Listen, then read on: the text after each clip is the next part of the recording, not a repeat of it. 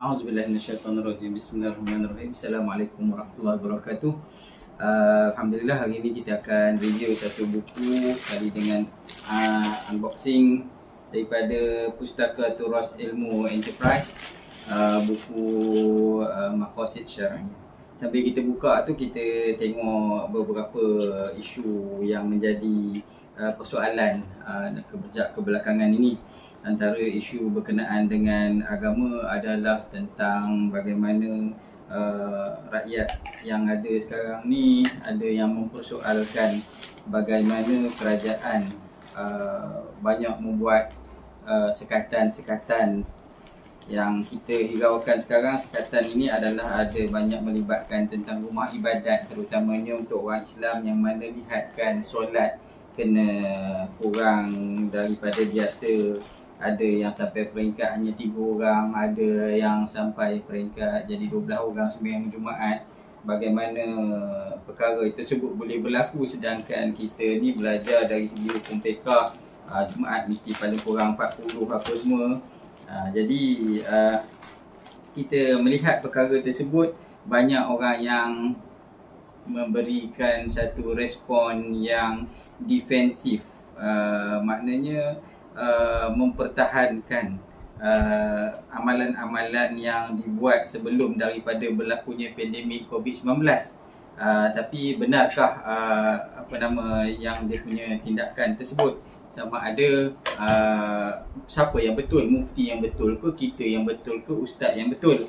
Jadi perkara ini bagi saya ia lebih merupakan kepada kefahaman dalam fiqh dan juga syariat. Jadi dua benda tu kita kena faham betul-betul, kalau tidak bergaduh kita. Jadi tuan-tuan yang dirahmati Allah sekalian, buku yang saya beli ni nama dia Qawaid Al-Maqasid. Qawaid Al-Maqasid. Qawaid Al-Maqasid oleh Profesor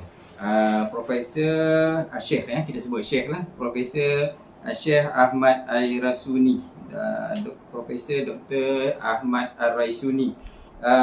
Profesor ini adalah, kita panggil Syekh lah, senang Syekh ini adalah merupakan seorang ulama, kita layak panggil ulama lah sebab banyak menghasilkan buku-buku terutamanya tentang maqasid syar'iyah, yang mana ia banyak menjawab persoalan mengenai tindakan kerajaan ataupun tindakan para mufti yang banyak membuat hukum akhir ini sejak zaman pandemik ini tidak sama dengan hukum asal, terutamanya dari segi ibadat solat secara berjamaah, lagi ambil vaksin, kemudian puasa, yang semua-semuanya perkara yang mungkin kita boleh anggap satu benda baru dalam hidup kita, tetapi sebenarnya dia ada asasnya.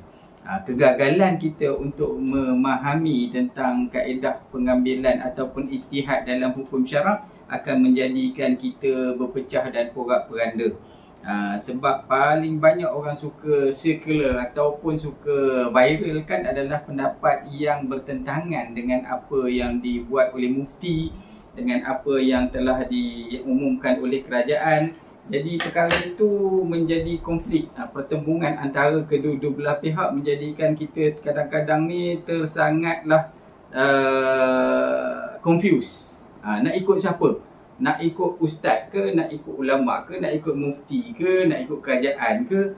Jadi tuan-tuan, kita cuba faham akan situasi ini dan kita tengok, hari ini kita bedah buku Qawaid Al-Maqasid, insya-Allah. Buku ini terbitan daripada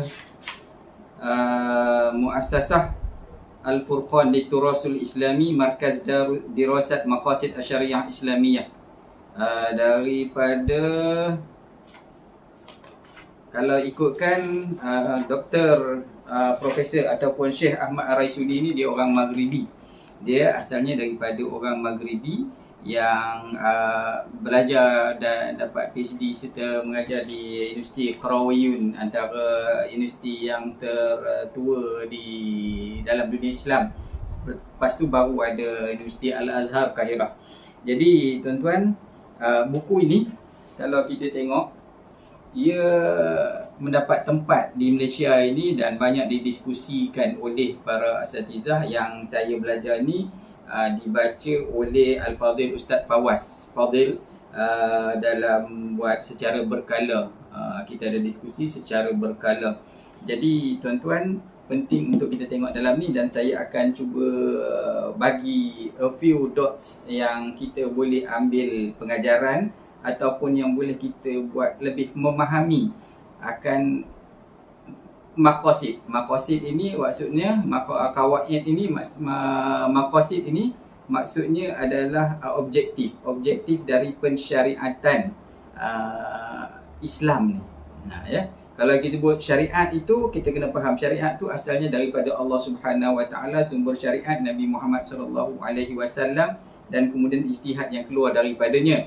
Manakala fiqh pula adalah merupakan kaedah nak implement syarak tadi. Ya, contohnya fiqh ini dia berubah dari satu masa dan tempat. Ya.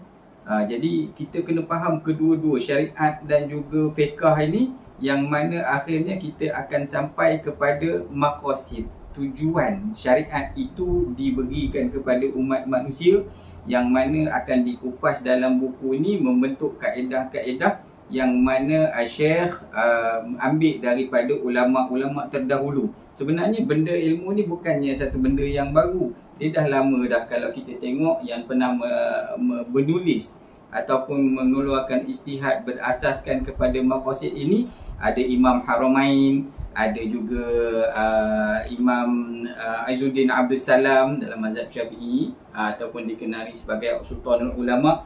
Kita ada Imam Syatibi, yang paling banyak dipetik oleh Syekh Ahmad Ar-Raisuni adalah pendapat daripada Imam Syatibi, dan banyak lagi. InsyaAllah kita akan tengok satu-satu dalam ni dalam masa yang singkat, insyaAllah.